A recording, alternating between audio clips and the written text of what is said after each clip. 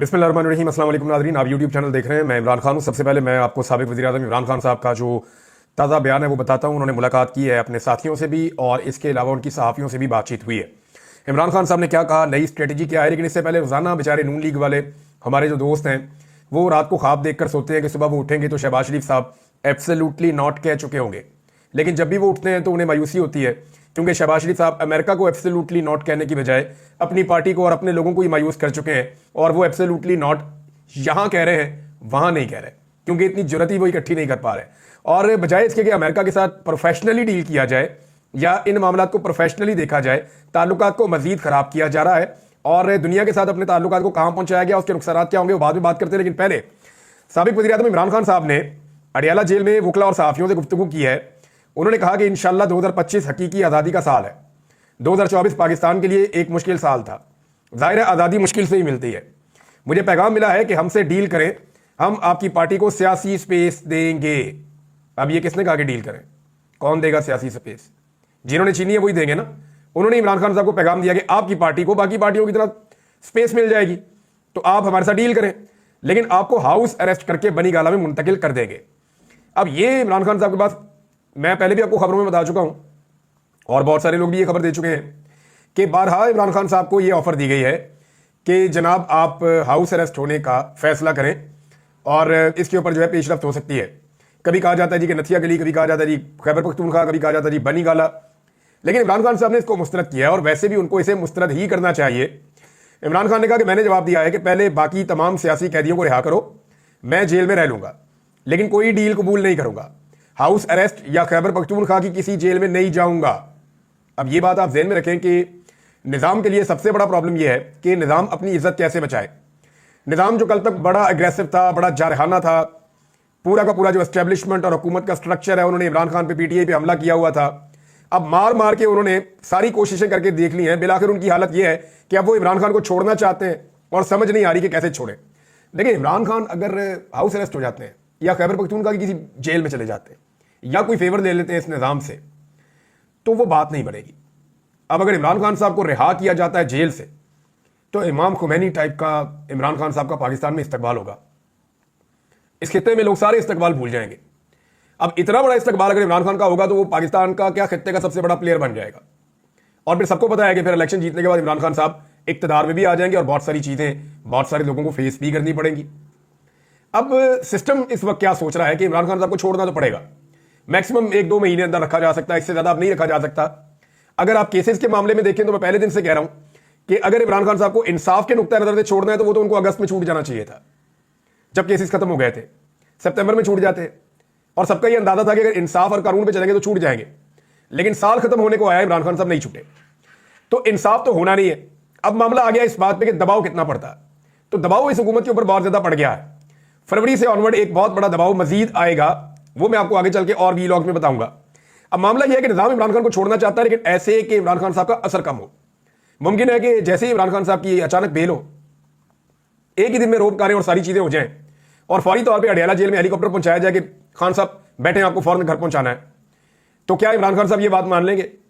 तो इमरान खान साहब के सामने बहुत सारी ऑप्शन रखी जा रही है, उनके साथियों को भी एंगेज किया जा रहा है।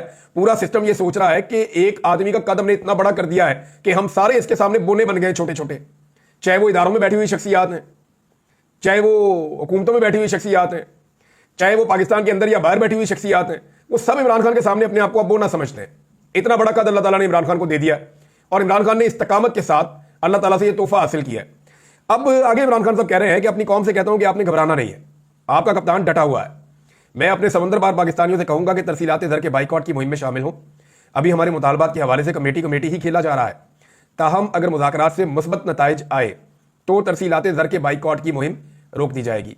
यह हकीकी आज़ादी और जमहूरियत की बहाली के लिए एक एहतजाज है। अगर कानून की हुक्मरानी होती तो मुल्क में सरमायाकारी आती और मईशत संभल जाती, मगर इस पर कोई तवज्जो नहीं दी गई।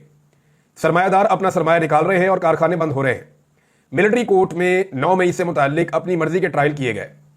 ओपन कोर्ट में ट्रायल चलाए जाते तो 9 मई की वीडियो फुटेज देनी पड़ती।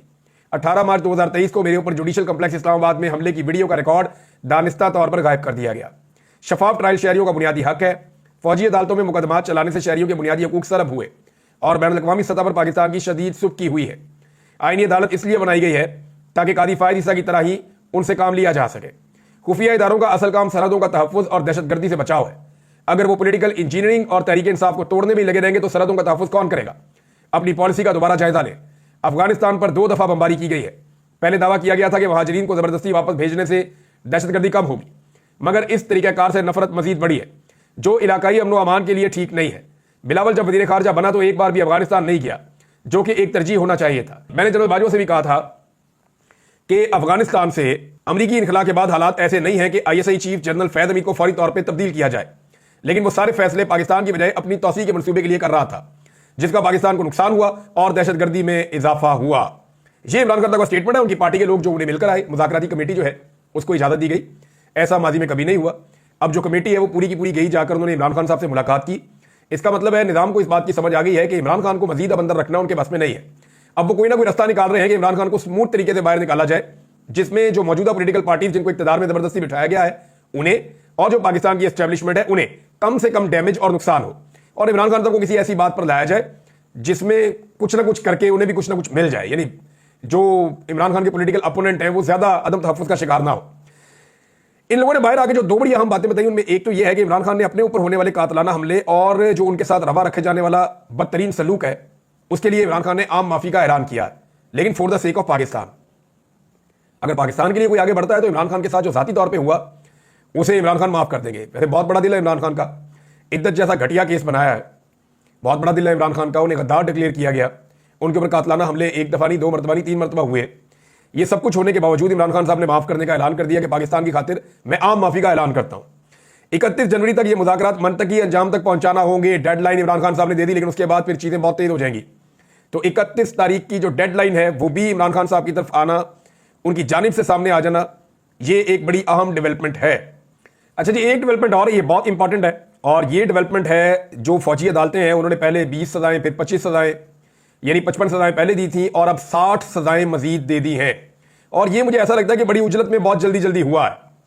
ये जो सजाएं सुनाई गई हैं इनकी तफसील ये है कि इमरान खान साहब के जो भांजे हैं हसन नियाज़ी साहब, और उनको सजा सुनाई गई है 10 साल की, और उनके अलावा किसी को 5 साल, किसी को 7 साल, किसी को 6 साल, किसी को 2 साल, इस तरह ये सबको सजाएं सुना दी गई। 60 मजीद कैदी जो फौजी हिरासत में थे उन्हें ये सजाएं सुना दी गई हैं। अब मामला यह है कि फौजी अदालतों की सजाएं पूरी दुनिया के अंदर नहीं मानी जाती, यानी कोई इदारा कैसे सिविलियंस को सजा दे सकता है। पाकिस्तान का जो सबसे मजबूत और सुप्रीम इदारा है वो पार्लियामेंट है। पार्लियामेंट के बाद ये इख्तियार नहीं है कि वो किसी को सजा सुना सके, तो फिर एक इदारा फौज कैसे सजा सुना सकता है? यानी इस तरह तो अगर पुलिस के साथ कोई बंदा ज्यादती करे या पुलिस का कोई मामला है तो पुलिस भी अपनी निजी अदालत बना दे और ये कहे कि जनाब हम यहां पर सजा देंगे, यानी वो भी एक इदारा है ना, पुलिस भी एक इदारा है, फौज एक इदारा है, और बहुत सारे इदारे हैं पाकिस्तान में काम कर रहे हैं। तो इस तरह हर इदारे की अपनी अलग अदालत होनी चाहिए जिसके अंदर वो फैसले करे। देखिए, इंटरनल कोड ऑफ कंडक्ट के हवाले से पूरा एक सिस्टम होता है, हर इदारे के अपने रूल्स होते हैं जिनके मुताबिक उनके अंदर फैसले किए जाते हैं, और वो ट्रिब्यूनल्स बनते हैं, बाद अदालतें बनती हैं, हर एक का अलग अलग नाम होता है। लेकिन ये नहीं हो सकता कि फौजी अदालतें सिविलियंस को सजाएं दें, और ये जो लोग इसकी आज हमायत कर रहे हैं ये लोग कल सर पकड़ के रोएंगे और ये परेशान हो जाएंगे कि हमने किस चीज की माजी में हमायत की थी। ये हमायत इनको बिल्कुल नहीं करनी चाहिए। यानी कोई भी इदारा किसी चीज की लपेट में आए तो क्या वो अपनी मतवाजी अदालत कायम कर देगा? अब ये मामला जाएगा नॉर्मल कोर्ट्स के अंदर, तो वहां ये मामला उठ जाएगा। उसकी वजह यह है कि आम जुडिशरी ऐसी किसी भी अदालत को अपने लिए भी एक चैलेंज समझती है, और ये सजाएं वहां पर बरकरार नहीं रह पाएंगी। और एक जो शुनीद है, क्योंकि सिद्दीक जान साहब ने यह खबर दी और उससे पहले मैं इस खदशे का इजहार कर चुका हूं, या मैं ये बात पहले बता चुका हूं कि हुकूमत के अंदर यह सोच है, क्योंकि जितना आलमी प्रेशर आ रहा है यूरोपीय यूनियन का, अमेरिका का, बरतानिया का, अक़वाम मुत्तहिदा का, और जितना मगरिब से प्रेशर आ रहा है इन फौजी अदालतों के फैसलों को लेकर, आपकी 2 चीजें खतरे में है ना। एक आपकी जो 3 चीजें एक्चुअली खतरे में है, IMF की डील आपकी खतरे में है अगर आप ये करते रहेंगे। दूसरा, आपके ऊपर दिफाई नुक्ता नजर से पाबंदियां लग सकती हैं, और तीसरा GSP+ स्टेटस जो है वो भी आपका खतरे में हो सकता है। और इसके इशारे बैरून मुल्क से आ रहे हैं, ये मैं कोई बात नहीं कर रहा, लेकिन सिंपल ये है कि पाबंदियां तो उन लोगों के ऊपर लगनी चाहिए जो लोग इसके लिए जिम्मेदार हैं। और एक बड़े सीनियर जर्नलिस्ट हैं, उन्होंने आज इसके हवाले से एक ट्वीट भी किया हुआ है, और उनका यह क्लेम है कि आने वाले दिनों में अमेरिका और यूरोप से कुछ ऐसी डेवलपमेंट्स होने जा रही हैं जिनके नतीजे में कुछ पाकिस्तानी सरकारी अफसरान जो बड़े बड़े ओहदों पे बैठे हुए हैं उन पर, और कुछ सियासी शख्सियात भी हो सकती हैं, इन पर बैनुल-अक़वामी सतह पे पाबंदियां लग जाएं, इनके ऊपर ट्रैवल बैन लग सकता है, इनके असासों के हवाले से पाबंदियां लग सकती हैं, और इनको वीज़े भी नहीं मिलेंगे। इस किस्म की चीज़ें जो हैं वो उस एक ट्वीट के अंदर मौजूद थी। जर्नलिस्ट हैं, आप ये बात कर रहे हैं, लेट्स सी होता क्या है आने वाले दिनों में, क्योंकि ओवरसीज पाकिस्तानी इसकी डिमांड बड़े लंबे अरसे से कर रहे हैं। कनाडा में भी, अमेरिका में भी, यूरोप में भी, बर्तानिया में भी, ऑस्ट्रेलिया में भी, वो हर तरफ ये बार बार कहते हैं कि जनाब पाबंदियां लगाएं इन बंदों के ऊपर, पाकिस्तान के ऊपर पाबंदियां ना लगाएं बल्कि इन बंदों के ऊपर पाबंदियां लगाएं। बहरहाल अब ये जनाब मजीद 60 लोगों को सजा दी गई और बड़ी उजलत में दी गई है। जो प्रेस कॉन्फ्रेंस थी उसके हवाले से जिन सहाफियों ने वहां सुना वो ये कह रहे हैं, और अगर आप वो सुने उसको रिकॉर्डिंग उसकी निकाल के, तो वहां पे अग्रेशन नहीं थी अब प्रेस कॉन्फ्रेंस में ISPR की, बल्कि वहां पे एक सवाल पूछा गया और बड़ा बड़ा जबरदस्त सवाल था। और ये सवाल पूछा जाना चाहिए था कि जो लोग पार्टी छोड़ गए 9 मई के बाद, उनके ऊपर 9 मई का कोई जुर्म ही साबित नहीं हुआ, और जिन्होंने पार्टी नहीं छोड़ी वो मुजरिम साबित हो गए।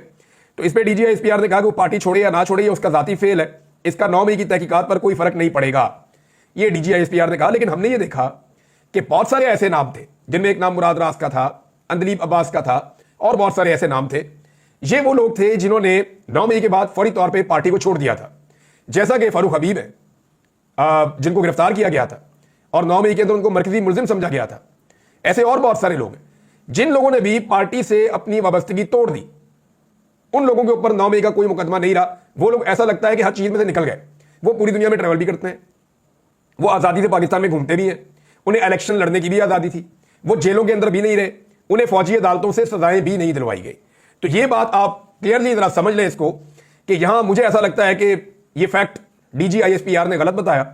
उन्हें यह बताना चाहिए था कि वाकई ऐसे बहुत सारे लोग हैं जिन्होंने 9 मई के बाद पाकिस्तान तहरीक-ए-इंसाफ को छोड़ा और फिर वो 9 मई के मुजरिम या मुलजिम नहीं रहे, क्योंकि तहरीक-ए-इंसाफ को जिम्मेदार समझते हैं वो 9 मई के लिए, तो तहरीक-ए-इंसाफ छोड़ने पर यह जुर्म खत्म हो जाता है। हमने तो ये पैटर्न देखा है पाकिस्तान में और क्लियरली यही पैटर्न था। नाज़रीन, दफ्तर ख्वाजा पाकिस्तान का जो है उसने थोड़ी सी अकलमंदी का सबूत दिया है, और जो हरकतें ख्वाजा आसिफ साहब ने की हैं उसके बाद सूरत हाल किसी और तरफ जा रही है। मैं पहले आपको बता देता हूं कि ख्वाजा आसिफ साहब ने एक नई कहानी सुना दी कि जनाब प्रोजेक्ट है गोल्ड स्मिथ का और उसके अंदर कुछ बंदे भर्ती हो रहे हैं और पाकिस्तान को नुकसान पहुंचाना है, एटमी ताकत को सरनगू करवाना है। ये इमरान खान साहब को जेल से निकालने के स्टेटमेंट के ऊपर पाकिस्तान में जुल्म और फस्तायत के खिलाफ जो भी दुनिया में कहीं से आवाज उठाती है वो इसको इस खाते में ख्वाजा आसिफ जोड़ रहे हैं।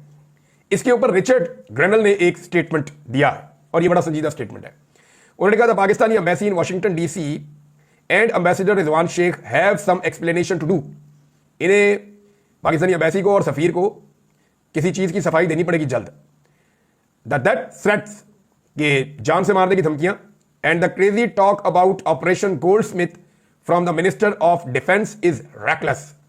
कि जनाब मौत की धमकियां भी दी जा रही हैं, कत्ल की, और साथ में कोई ऑपरेशन गोल्ड स्मिथ जो है वो मुतारफ करवा दिया गया है, और ये रैकलेस किस्म के इल्जामात हैं जो पाकिस्तान के वजीर दिफा की जानिब से लगाए जा रहे हैं। There should be a review of what the United State tax payer provides Pakistan in aid. अच्छा, अब वो ये कह रहे हैं कि पाकिस्तान को एड देता है यूनाइटेड स्टेट्स, बड़ी इमदाद फराहम करता है, तो इसको फिर रिव्यू भी करना पड़ जाएगा। इसके ऊपर एल मॉर्गन जो एक एनालिस्ट हैं अमेरिकन, और ये वो खातून है जिन्होंने पहले बता दिया था 25 तारीख को कि इस्लामाबाद में एक कत्लेआम होने वाला है। इन्होंने वार्न किया था कि इस्लामाबाद में एक खौफनाक कत्लेआम का मंसूबा बना लिया गया है, और इन्होंने उसका इल्जाम मिलिट्री एस्टेब्लिशमेंट पे लगाया था। लेकिन 26 तारीख को फिर वो वाकया सानिया आपने इस्लामाबाद में होता हुआ देखा भी। वो कहती है जी United States is the largest contributor to IMF funds. अब वो IMF की बात करें कि IMF का सबसे बड़ा कंट्रीब्यूटर अमेरिका है, और IMF को रिव्यू करना चाहिए कि जो $7 अरब बेल आउट पैकेज उन्होंने पाकिस्तान को दिया है, और जो अगली इसकी किस्त है उस हवाले से इनको IMF को तब तक फैसला नहीं करना चाहिए जब तक कि इमरान खान और सारे जो सियासी कैदी हैं उन्हें रिहा ना कर दिया जाए, और पाकिस्तान में फ्री एंड फेयर इलेक्शन के साथ इसको मशरूत किया जाए, इमदाद को और बेल आउट पैकेज को।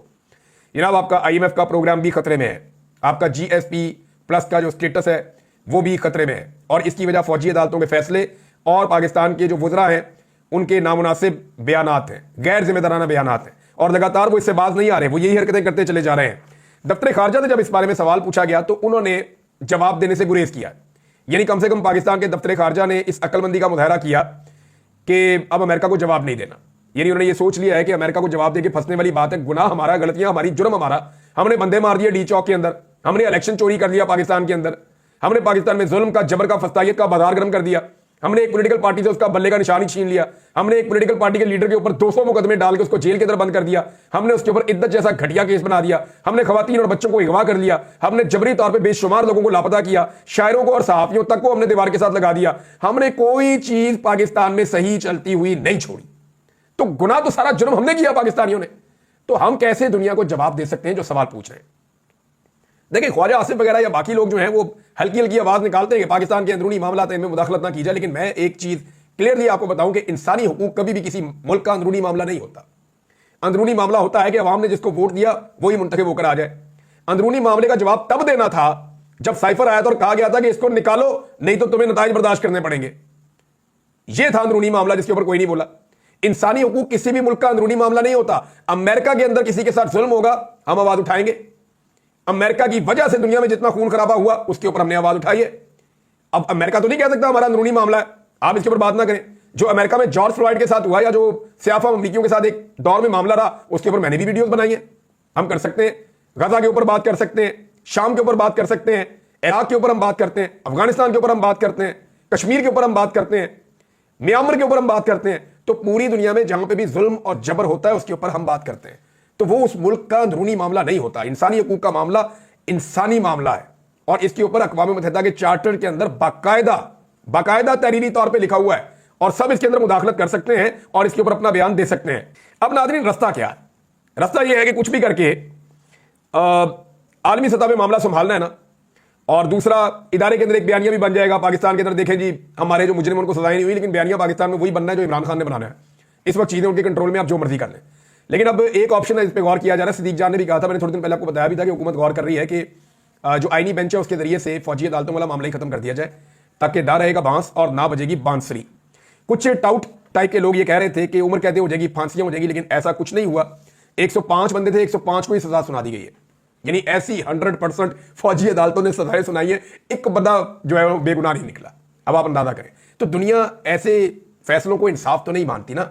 हम अपने आप को अलग तो नहीं रख सकते ना दुनिया से। दुनिया में ही रहते हैं, दुनिया में ही जीते हैं, दुनिया के साथ ही ट्रेड करते हैं। तो दुनिया हमें किस तरह के मुल्क के तौर पे जानेगी कि यहां पे आज भी फौजी अदालतों के अंदर सिविलियंस को ट्रायल देके 105 बंदे ही फारिग कर दिए, सबको सजा दे दी गई है। तो पाकिस्तान एक बनाना रिपब्लिक का तासुर जाता है पूरी दुनिया में, जो नहीं जाना चाहिए। अब तक इतनी, अपना ख्याल रखिएगा, अपने चैनल का भी। अल्लाह हाफिज़।